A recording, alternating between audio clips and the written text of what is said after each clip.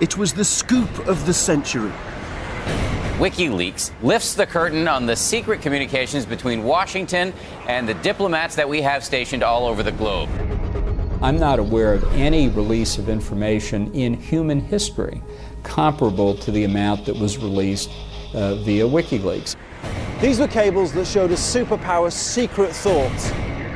It was hard for me to look Secretary Clinton in the eye when she'd say, "How did this happen?"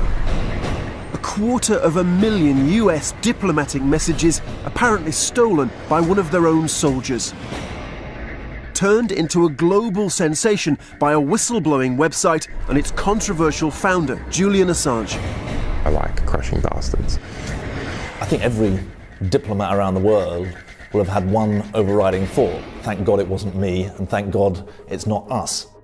In the first in-depth television analysis of the secret cables, we lift the lid on how the world's greatest superpower does business and how it gets what it wants. We reveal a superpower on a mission to change the world, but a superpower that sometimes fails to live up to its own ideals. It's a complete outrage. Diplomats stepping in to attempt to obstruct the course of the criminal investigation. Over a year has passed since the leaking of the cables. Now we assess what the impact of the leak has been in the US and beyond. And we ask, can American diplomacy ever be the same again? They don't trust you anymore. Many of them don't, and it will take a long time, I think, to recover that trust.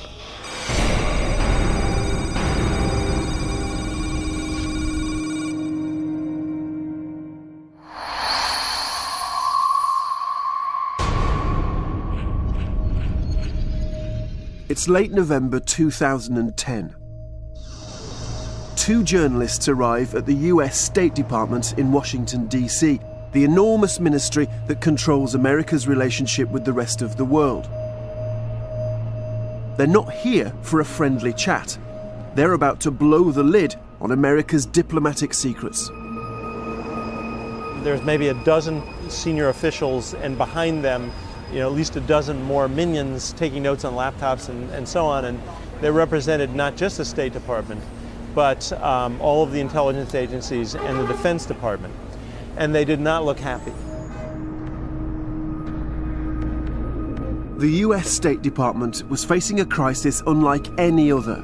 250,000 internal messages, or cables, between Washington and US embassies all over the world had found their way into the hands of the whistleblowing website WikiLeaks, and from there to 5 major newspapers.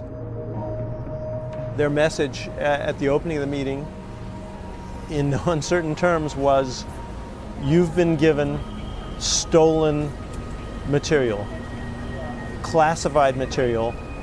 There would be grave consequences if you published any of it."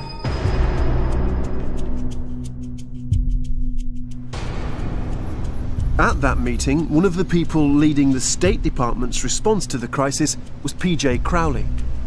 These stories resulted from a crime. For us, this was still classified material, and it was our responsibility to continue to protect it. The State Department was right to be worried.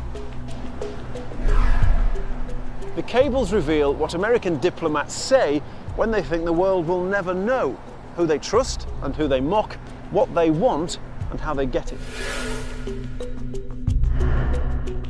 Some inside the U.S. government dismiss Berlusconi as feckless, vain, and ineffective. Merkel is risk-averse and rarely creative. Gaddafi relies heavily on his longtime Ukrainian nurse, who has been described as a voluptuous blonde. Detailed records from thousands of secret meetings and conversations involving US diplomats were about to become a media sensation. Bank of England Governor Mervyn King expressed great concern about conservative leaders' lack of experience. It was related that King Abdullah remains a heavy smoker, regularly receives hormone injections, and uses Viagra excessively. Here were records of American diplomats' secret plans and strategies, their uncertainties and fears.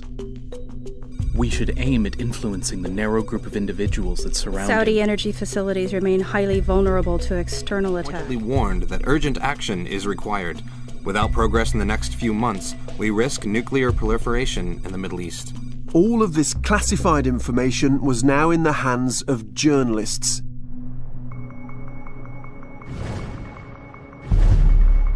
In Washington, there was panic. When the newspapers gave us access so that we could begin to get a sense of it, I think there was just a growing sense of horror. Can you remember Secretary Clinton's reaction? She wasn't thrilled. I mean, Secretary Clinton knew probably better than anybody exactly just how delicate some of our relations were with different countries. The leak threatened the basics of US diplomacy. When you're confronted with 250,000 cables, in a way it's overwhelming. It involves everything. But there was little they could do. The 5 newspapers had already agreed on a publication date. Nothing was going to stop them. All the US government could do now was try to get ready. They knew that within a matter of weeks the world would know their secrets, and the only question was how bad it would be. We knew that it was going to potentially do an enormous amount of damage to some of our key relationships. And what was the atmosphere like in the State Department that these cables would be there for all to see? Battening down the hatches. On the 28th of November 2010, it began. Huge trove of documents released just hours ago by the whistleblowing website WikiLeaks lifts the whistleblowing website released another pile of government documents Sunday, including whoever leaked all those State Department documents to the WikiLeaks website is a traitor. Within 24 hours, the cables had become a global sensation. It's hard to think of a worse day for US diplomacy. America's private opinions and conversations splashed across every front page in the world. WikiLeaks. The founder, Julian Assange, is now on disclosures that paint a bleak picture. So what's in there? Everything from global fears about Iran's nuclear program to news that China may have sabotaged Google. Controversial and often embarrassing revelations include an American diplomat describing Prince Andrew as rude and cocky. It was like that moment when an email gets sent to the wrong person, only it went to the whole world. As the leaks poured out, foreign politicians looked on with horror. I think every diplomat around the world will have had one overriding thought: thank God it wasn't me, and thank God it's not us. There is nothing brave about sabotaging the peaceful relations between nations on which our common security depends. In the weeks after the leak, the US Secretary of State Hillary Clinton travelled the globe saying sorry. Clinton even joked about getting special apology tour jackets made. But in some parts of the world, the fallout from the leak would be unstoppable. We had to pull our ambassador out of Libya, for example, because thugs were making threatening gestures to him. We had an ambassador in Mexico. The Mexican government just made clear we can no longer do business with this American ambassador, and he's now being replaced. In Washington, tough questions were being asked.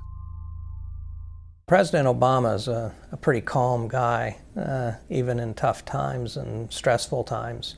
But he was clearly incredibly angry, along with the rest of us. And the question, obviously, to me and to others was, how in the world could this happen? A suspect had been identified. Online chat logs had given him away. The suspected source was not a foreign government or a spy at the heart of the US machine.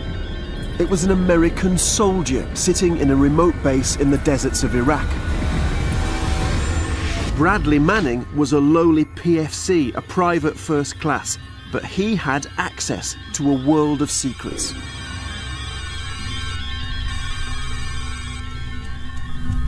We live in a world now when, you know, a 20-something PFC in the American Army can cause diplomatic damage of biblical proportions. An enormous flaw in US military security had left American diplomats and the US State Department compromised. The State Department security was actually tighter than military security in this instance. So there was anger, disappointment, a feeling that this simply should not have happened. Is it embarrassing to you personally that it came out of your department? Well, of course, and it was hard for me to look Secretary Clinton in the eye when she'd say, "How did this happen?" And because it did come out of the Department of Defense. It came out of a military installation. As the cables made headlines around the world, some in America were demanding a tough response. For them, the leak was the ultimate crime, and Bradley Manning a traitor. What do you think of Bradley Manning? I think he committed treason. I think he should be prosecuted to the fullest extent of the law. What does that mean? Well, treason is the only crime defined by our Constitution, and it says treason shall consist only of levying war against the United States or in adhering to their enemies, giving them aid and comfort. And he gave our enemies a lot of aid and comfort. So what should happen to him? Well, he should be prosecuted, and if he's found guilty, he should be punished to the fullest extent possible. And what is that? Death. You think he should be killed? Yes. The leak had rocked America and created a global sensation. The superpower had shown it wasn't in control of its secrets. It's now over a year since the first cables were released. So what has been the real impact of the leaking of these documents? And what have the cables really told us about how America does business in the world? The fallout from the secret cables was more than just damaged trust or lurid headlines. We found places where some believe that the cable release itself changed countries.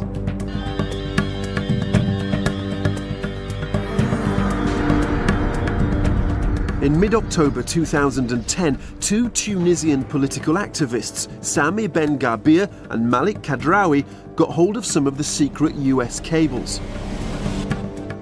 At the time, Tunisia was ruled by a dictator, President Ben Ali. Someone got the cable and they gave me a bunch of Arab leaks, around 300 cables. Sami Ben Gabir called and he told me that I have a bomb. So I opened the file and I started reading. Inside the cables were damning reports written by the American ambassador about the dictator Ben Ali. They showed the extent of his regime's corruption and excess. Corruption in Tunisia is getting worse. Whether it's cash, services, land, property, or yes, even your yacht, President Ben Ali's family is rumored to covet it and reportedly gets what it wants.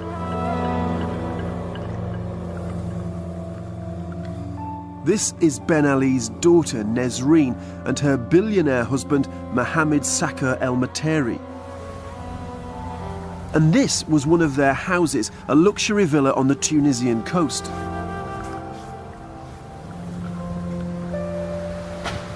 So this villa's obviously been smashed up by looters.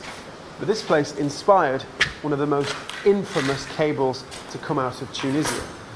The American ambassador was invited here for dinner. And what he found, the wealth and the opulence, astounded him.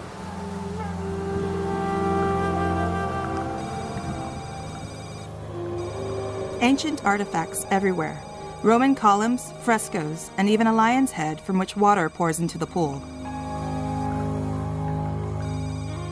The opulence with which El Materi and Nesreen live and their behavior make clear why they and other members of Ben Ali's family are disliked and even hated by some Tunisians. The excesses of the Ben Ali family are growing. So this cage is very, very famous in Tunisia, and it's all because of the cables. This is where Ben Ali's son-in-law kept his pet tiger. And from the cables, we're told that at a time when there were people here in Tunisia who couldn't afford to eat, This animal was fed 4 chickens a day.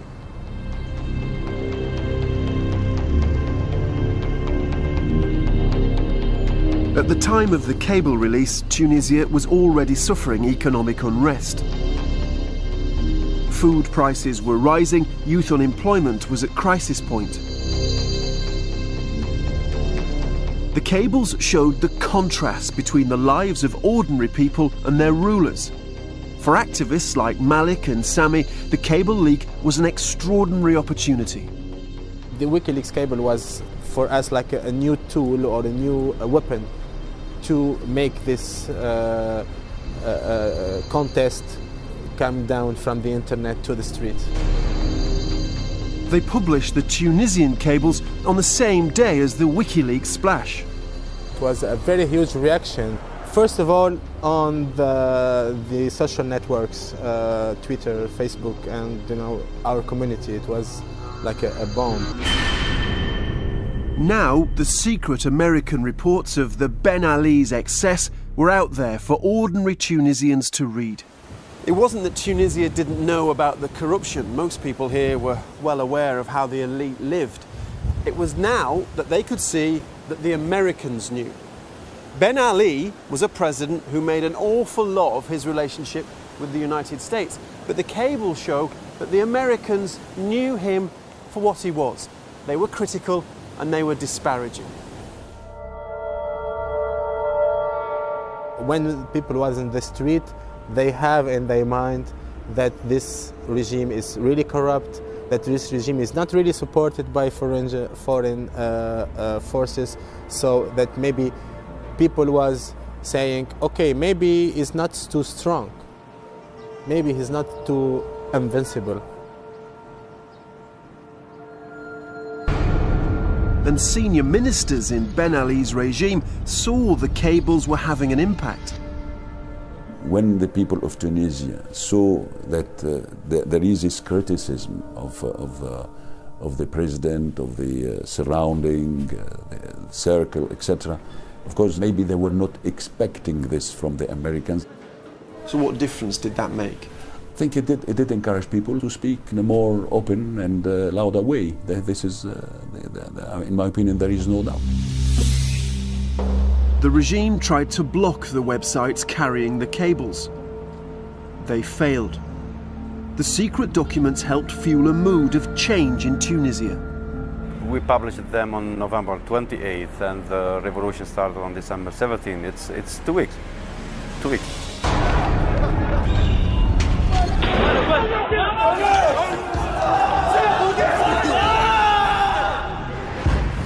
The revolution began when a young Tunisian, Mohamed Bouazizi, set himself on fire in protest at his mistreatment by the regime.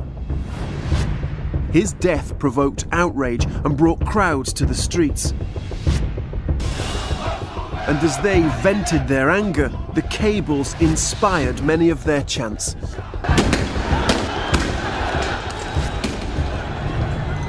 We see during the revolution some slogans talking about the content of these cables, making reference to the very rich life that those people are living, and the role of the state. A lot of people was referring to these stories.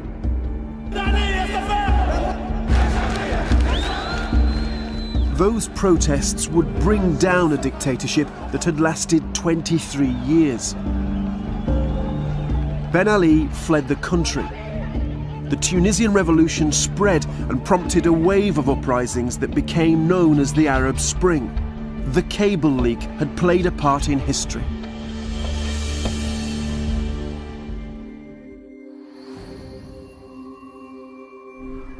But what about America itself? What do the cables reveal about the superpower? We've spent months analysing these documents. They show how America's diplomats try to get what they want, how they gather gossip and how they use it, how they deal with their enemies and what they say about their friends when they think no one's listening.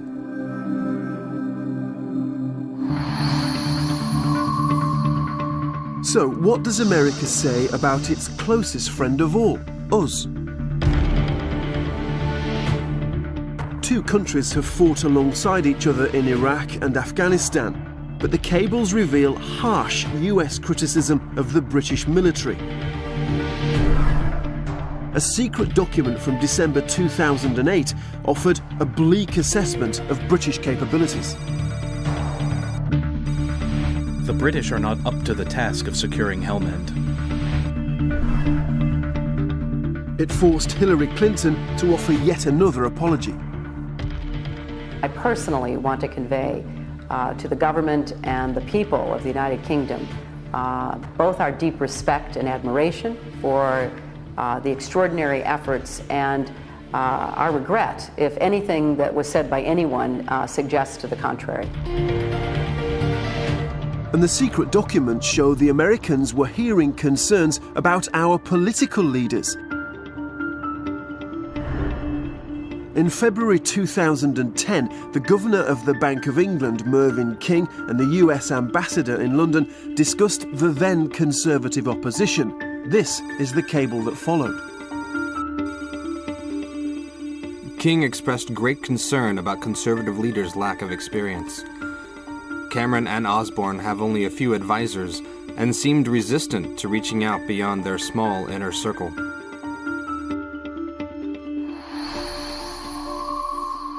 It is the duty of a diplomat to report those conversations so people can take that into account so they know what's going on. And gossip is not gossip if it's conversations that are had. Gossip is speculation, and there is no speculation.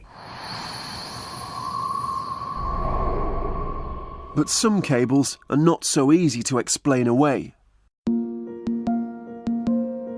In 2009, Ivan Lewis was a Foreign Office minister in Tony Blair's government. He got to know the Americans during this time, and they tried to get to know him. No detail or rumour was too grubby. Lewis reportedly remains a bit of a hound dog where women are concerned.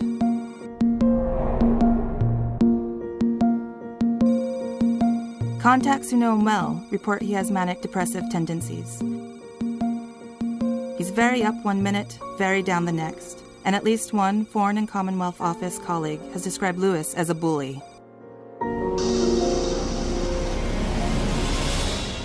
US diplomats may claim to be simply reporting what they hear, but it seems from the cables that no detail is too trivial. Biographic data is something that is valuable. Building an understanding of the personalities, the proclivities, what might be distracting to individuals, what might explain the behavior of third parties toward that individual. Finding out that somebody has a reputation, a bad reputation with women, once might have been an advantage, but these days generally isn't. So why then did Hillary Clinton send this to London 1 month after the cable about Lewis was written?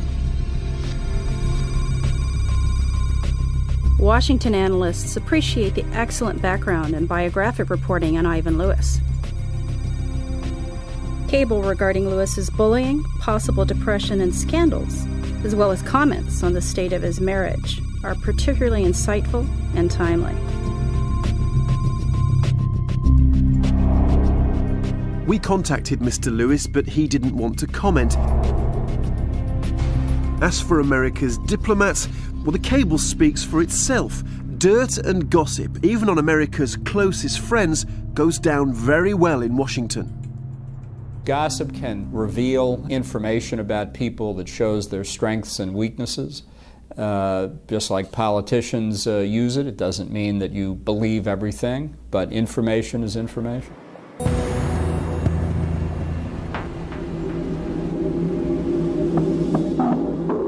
And there is no limit to America's desire for information on its friends. It's about much more than just gossip. What we've seen is the Americans want any piece of information, no matter how trivial. And no one, it seems, is off limits. America's most important Arab ally in the Middle East is Saudi Arabia. They're close militarily, and the US relies on Saudi for oil. But when it comes to information, everything's up for grabs, including the King's secret medical file. Upon arrival, the Royal Clinic accidentally provided this physician with the King's medical file. It was related that King Abdullah is 92 years old. He remains a heavy smoker, regularly receives hormone injections, and uses Viagra excessively.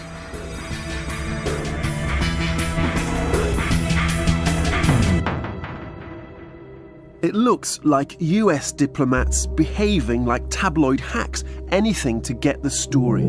But this has a serious side. There have been cases in which elderly rulers, members of ruling families, quite literally in the case of Viagra, have died from a stroke, from an overdose of Viagra. So it's, you know, we laugh about it, but in fact, as a medical question, it's serious.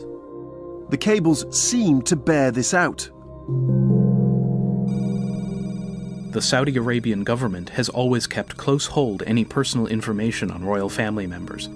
This medical information provides some detail into the king's health and longevity, and is provided to Washington for additional analysis.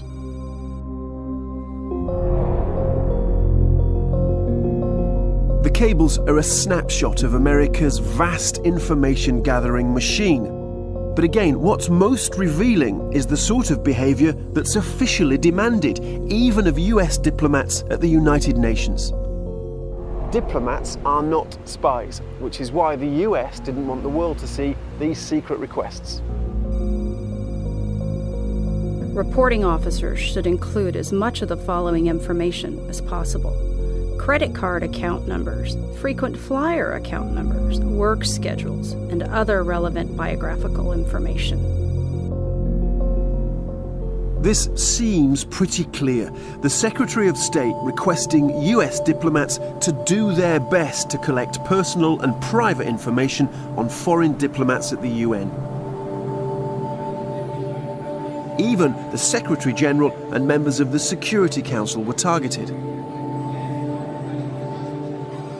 Plans and intentions of the UN Secretary General, biometric information on UN Security Council permanent representatives. But those on the inside of the State Departments deny the obvious conclusion. Should we view diplomats as effectively spies as well? No. Why? They're not. They're asked to spy in that cable. That doesn't mean they do.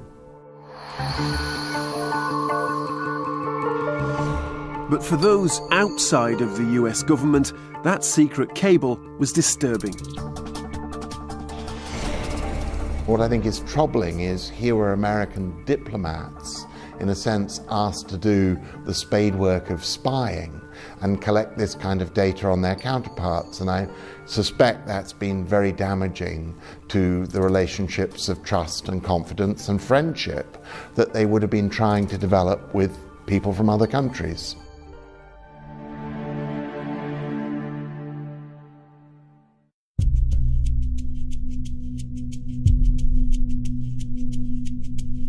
The cables reveal aspects of US diplomacy that America did not want us to see. But the real story of the cables is more complicated. These secret documents show US diplomats apparently trying to do good. In country after country, even behind closed doors, they're raising issues like freedom, democracy, and human rights. The Assistant Secretary stressed the importance of human rights to the U.S. Deputy government. Secretary of State stressed U.S. government concerns about the deteriorating human rights situation in Vietnam. We should take every opportunity to promote sustained democratic change in Burma. And yet, the cables show a real tension in American diplomacy. The US wants to spread its ideals across the world, but struggles to reconcile this with its other interests, like protecting some of its unsavoury alliances. September the 11th brought this tension to the fore. We're really talking about what happened after 9/11. You have this attack. The question that then arises is, what happened? Why? What produces this? And the answer that President Bush came to in his own mind was Repression produces this. The embitterment of young people who have no place to go politically in their own countries, which are very oppressive dictatorships. And the antidote, therefore, is what he called the freedom agenda, the expansion of democracy.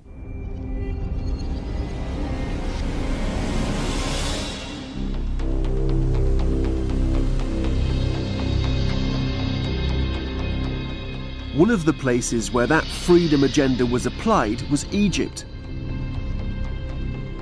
For over 2 decades, it had been ruled by Hosni Mubarak, a pro-American dictator. The Americans were giving him $1.3 billion in military assistance every year. But the cables show US diplomats were also pushing for reform. We do not have a silver bullet, but we can press reforms that will lead inexorably to the death by 1,000 cuts of Egypt's authoritarian system. The cables show that the US push for greater freedom in Egypt reached into Mubarak's home, targeting his son Gamal and his wife Suzanne. We should aim at influencing the narrow group of individuals that surround him, including Gamal and Suzanne Mubarak. One man came to symbolize America's drive for change, Ayman Noor. Noor had challenged Mubarak for the Egyptian presidency in 2005. 4 months later, he was convicted and imprisoned on what the US believed to be trumped-up charges.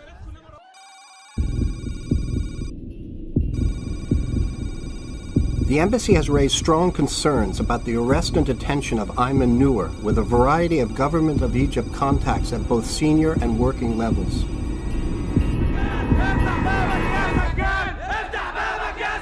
مبارك عاش 30 سنة بيقدم نفسه باعتباره البديل الوحيد أمام الغرب وأمام الأمريكان في مواجهة المتطرفين والإرهابيين.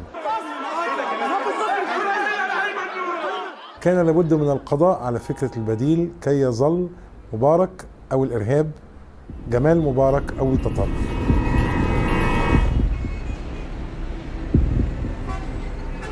The cables show that America repeatedly raised Noor's case with the Mubarak regime, and they reveal the dictator's angry response.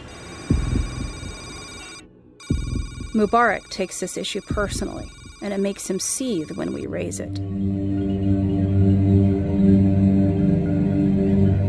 Nabil Fahmy was Egypt's ambassador in Washington during the Bush years. The Ayman Noor issue was impacting on Mubarak's dealings with the US. Reference to specific cases annoyed him quite a bit. How he reacted towards the US and the administration generally, he did not come back to the US in Bush's second term. Not once. America's push for reform, pursued privately and publicly, was poisoning relations. When the Americans linked the war against terrorism to democracy promotion, it really complicated things, and it personalized the tensions between the two presidents, in particular President Bush, George W. Bush, and President Mubarak. Mubarak resents and ridicules the U.S. reform agenda. The cables show US diplomats warning this pressure for reform had pushed the relationship between America and Egypt to a new low. US and Egyptian differences over the pace and direction of political reform have drained the warmth from the relationship on both sides. But the Americans needed Mubarak. US security interests depended on the alliance. The Suez Canal was an artery for American military operations around the world, and Egypt's peace deal with Israel had helped preserve a kind of stability in the Middle East. This was a dilemma at the heart of American diplomacy, and it's captured in a cable.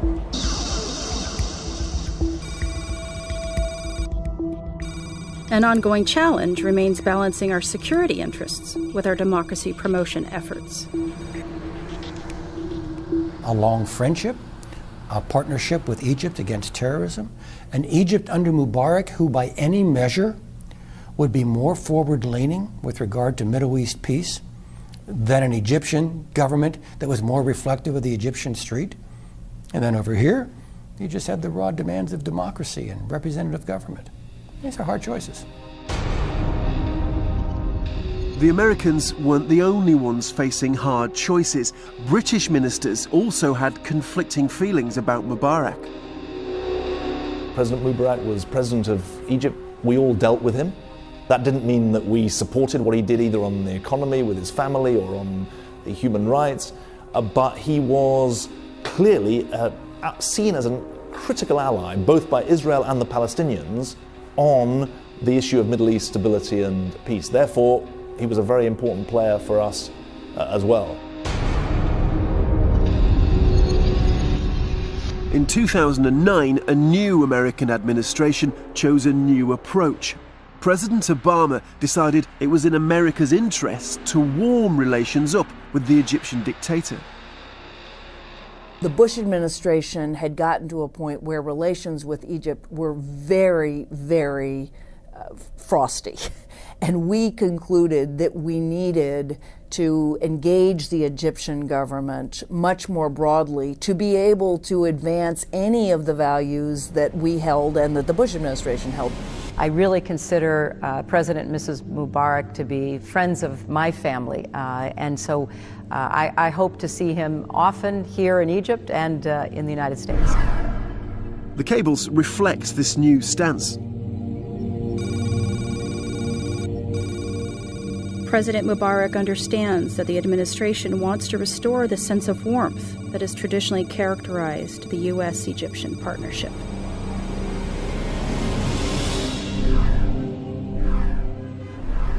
President Obama's strategy may have been influenced by a massive miscalculation by US diplomats in Cairo, a mistake we only know about because of the cables.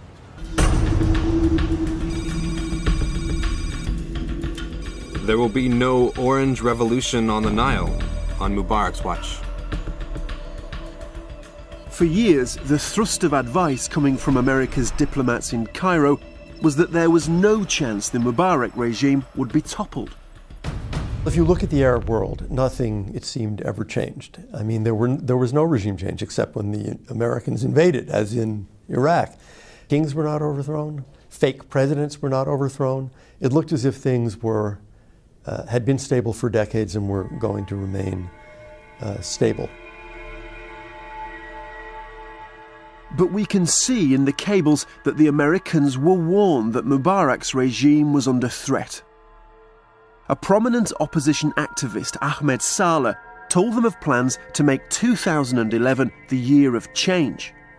He met with US embassy officials and the details were wired back to Washington.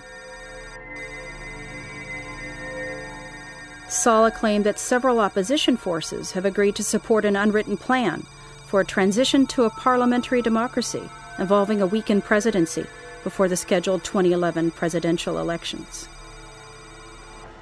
I was telling them that we are trying, we are planning, and we are going to do a revolution. And if non-violence fails, there is only one alternative left, which is violence. But you were flagging up to the Americans that change was coming. Of course. I wasn't sure that Mubarak is going to go, but I was sure that we will be attempting to launch a revolution in 2011. In fact, the cables show the Americans were out of touch here in Egypt. The information gathering process, that was working.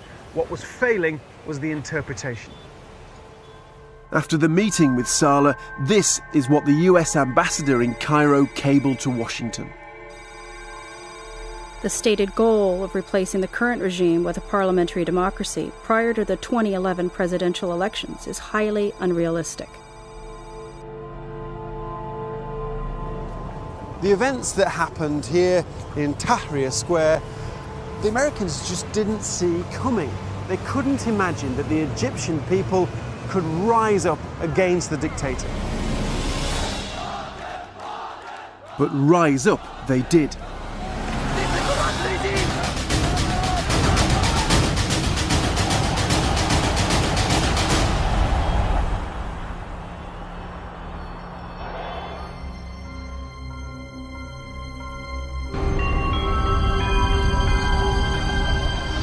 Inspired by the example of Tunisia, in January and February 2011, protests flared across Egypt against the Mubarak dictatorship. On the day the protests began, this is what Hillary Clinton had to say, still seeing Mubarak as the future. Our assessment is that the Egyptian government is stable and is looking for ways to respond to the legitimate needs and interests of the Egyptian people. But within a month, Mubarak was gone. Congratulations for all my people! Congratulations!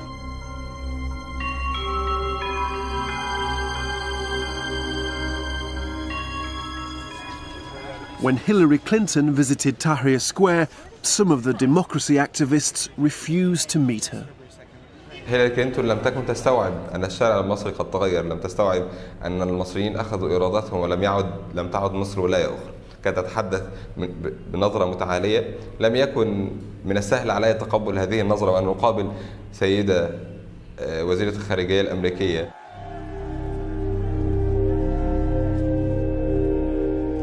Whatever America's ambitions for bringing democracy to Egypt, the US had thrown its lot in with a dictator. When he was thrown out, for many in Egypt, America had put itself on the wrong side of history.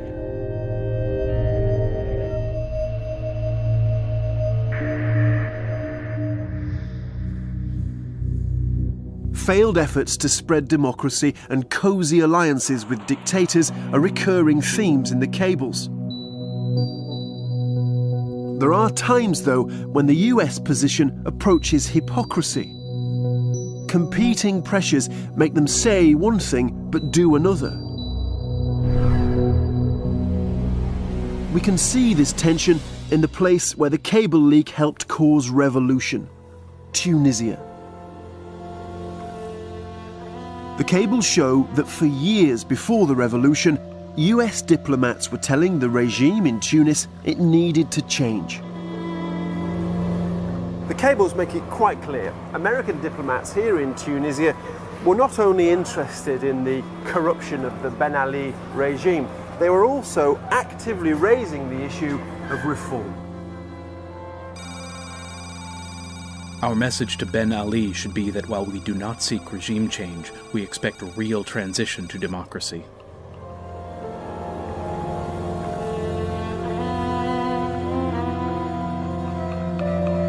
And yet, in spite of these efforts, many in Tunisia are not convinced that the Americans paid any more than lip service to reform.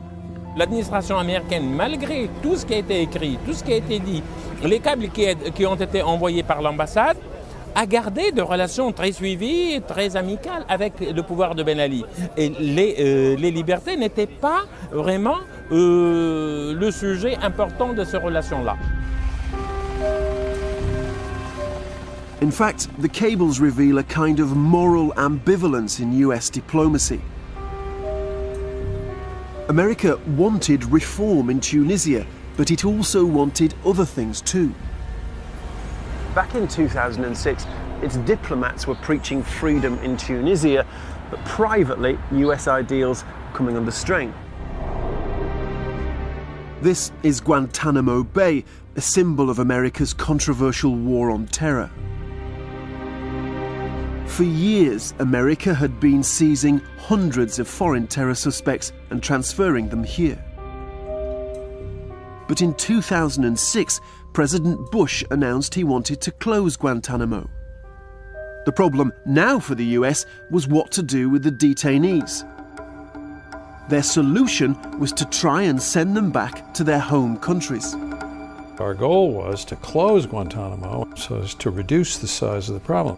So there was a policy of trying to repatriate these detainees where there wasn't some kind of judicial or other action that we could take against them, and where we thought that we weren't running an undue risk by sending them back.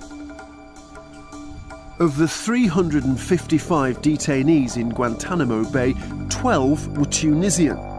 But the cables show US diplomats in Tunis had concerns about sending them back to Tunisia. The embassy believes there is a significant likelihood, i.e., more likely than not, that the detainees would be mistreated during the period they are in Ministry of Interior custody. We had both the concern about how to deal with detainees and where they would end up, where they would be sent, and the issue of how they would be treated and their human rights.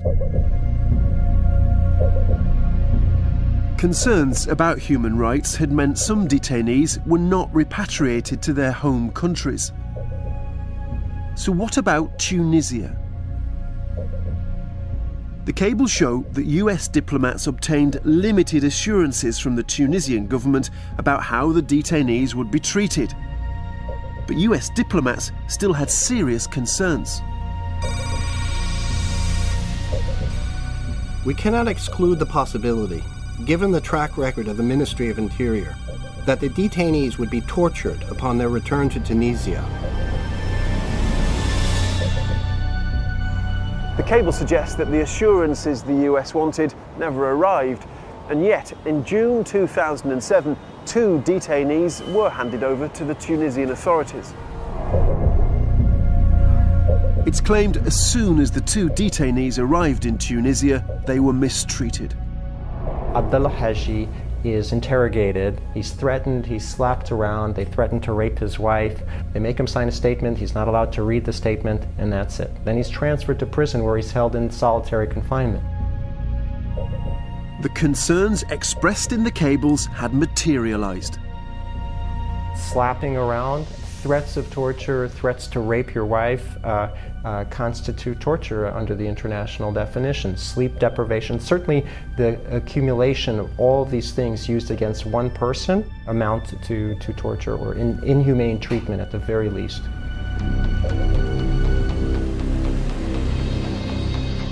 We asked the State Department about the case. They refused to comment, but the conclusion seems clear. America's strategic interests had collided with its ideals, and it was the ideals that gave way. On the one hand, they wanted the regime in Tunisia to make more progress on human rights, to be more presentable as an ally. On the other hand, they wanted security cooperation, and in this case, the security angle trumped the human rights angle clearly.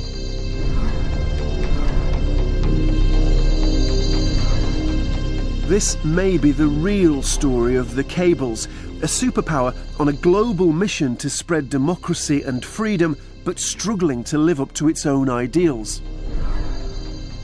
Guantanamo Bay highlighted this tension. But for US diplomats, America's controversial war on terror brought yet other challenges. The cables reveal how they deal with the worst allegations against their government. Cables shed new light on some of the darkest secrets of US foreign policy, and not just in Tunisia. After 9/11, the Americans were using tough new measures. They were seizing terror suspects off the street and shifting them to interrogation centres in secret foreign locations. It was called rendition. We live in the real world. We had certain tools that were offered to us by our government that the Attorney General said was lawful, and it was our responsibility, American Intelligence Service, the American Armed Forces, to carry out these directions to the best of our ability.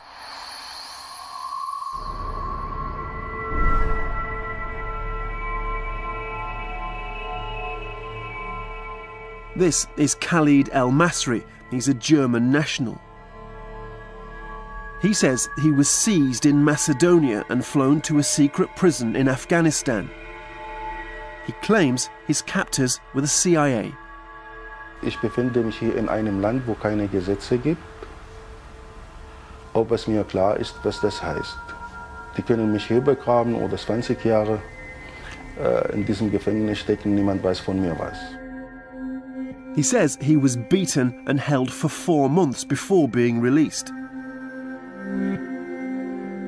When we approached them, neither the CIA nor the State Department would talk about the case.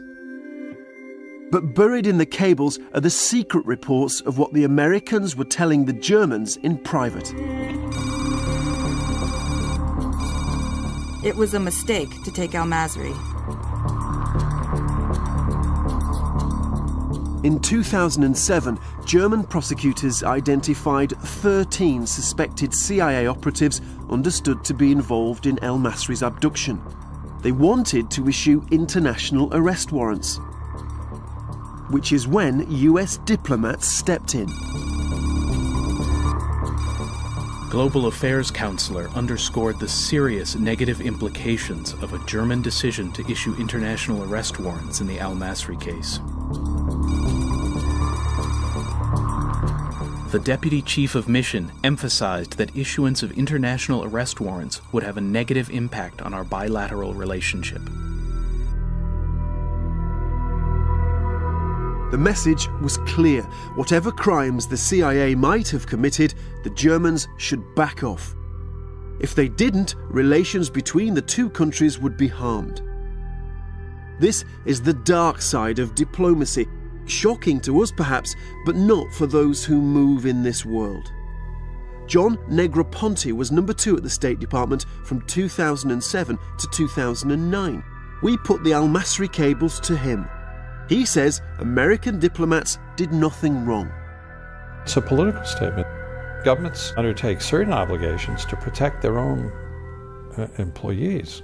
And so, to me, I think of it as an example of us standing by our people rather than threatening another country. But what does the man who signed the cable think? We tracked him down and he agreed to talk to us. We didn't put pressure, we communicated the feelings of the U.S. government, and that's normal. The job of the United States government is to represent American citizens. I believe that the appropriate steps and actions were taken, and I believe that it would have been ill-advised for Germans to prosecute the Americans. But outside of the American government, things look very different. For many, the al-Masri cables reveal a dark truth about US diplomacy. When key American interests are at stake, justice counts for little. It's a complete outrage. It is dangerously close to what would be called obstruction of justice in the United States. You're talking about a pending criminal proceeding, and you're seeing US diplomats stepping in to attempt to obstruct the course of the criminal investigation through political means. And this was not an isolated case. We had an instance like that in Italy, and it allegedly involved some American intelligence people, and we went to considerable lengths to try to discourage legal action against those people. That was an understatement. The cables reveal the aggression of US messages, even to allies. The ambassador explained to the Italian undersecretary that nothing would damage relations faster or more seriously than a decision by the government of Italy to forward warrants for arrests of the alleged CIA agents named in connection with the Abu Omar case. We have a government running around saying the rule of law is our banner, and that's what we seek to promote in the world. In fact, we're seeing some of the same diplomats who run around with that message working overtime and working very aggressively to try and suppress the rule of law. So what are we to conclude about the world's greatest superpower from the cables? For America's most senior officials, the real revelation of the cables is America's integrity. I think that if there's a big surprise out of all of the WikiLeaks documents, it is how few inconsistencies there are between what we were doing and saying privately and what we were doing and saying publicly. Many of my friends, particularly in Europe, have the view that the United States never means what it says. And in that context, a lot of these cables show that diplomats really are working behind the scenes to push governments either on behalf of individual political prisoners or pushing them towards social or political reform, or simply being very honest back home in a way that maybe they don't expect. But as we've seen, the real story of the cables is much more complicated. America may want to make the world a better place, but this sits uneasily with America's unsavory alliances and narrow self-interest. The cables show that when it comes down to it, all too often, it's the ideals that give way. We see a struggle between the world of the CIA and this counterterrorism effort versus the sort of general diplomatic mission, the mission of promoting democracy and the rule of law. And what we see is that there's no reconciling these two things. They're starkly at odds. Now, over a year has passed since the cables were released. Bradley Manning, the man accused of stealing the files, is facing a court-martial. Julian Assange, the man behind the WikiLeaks website, is fighting efforts to get him to face sexual assault allegations in Sweden.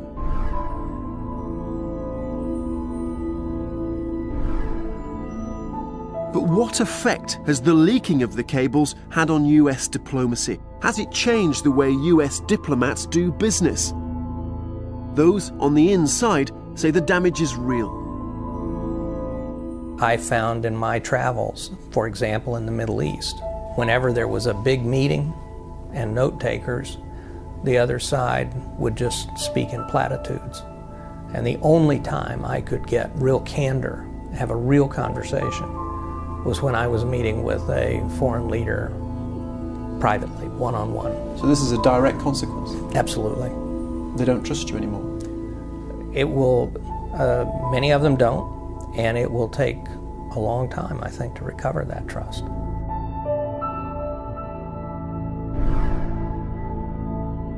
There's going to be a reduction in the willingness of people to talk to American diplomats because, again, we've proven that we don't have the ability to protect the confidentiality of the communication.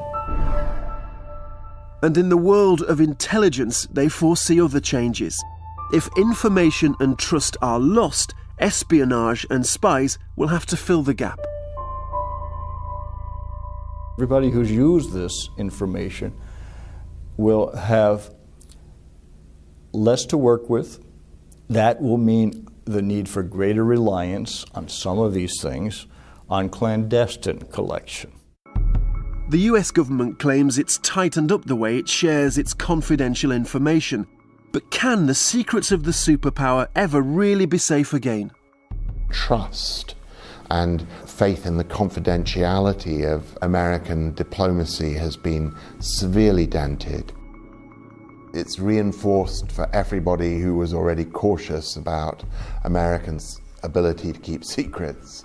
And for those who had not been burnt before, they've sure been burnt now.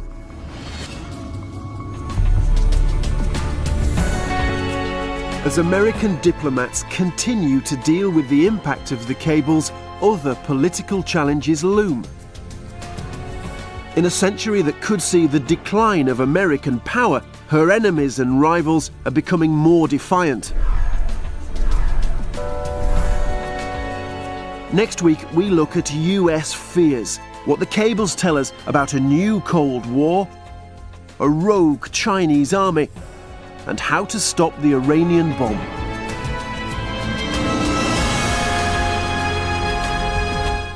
The Secret Life of a Superpower continues at 9 next Wednesday. Later tonight, another fascinating Storyville documentary on the world of women's cage fighting at the new time of 11:30.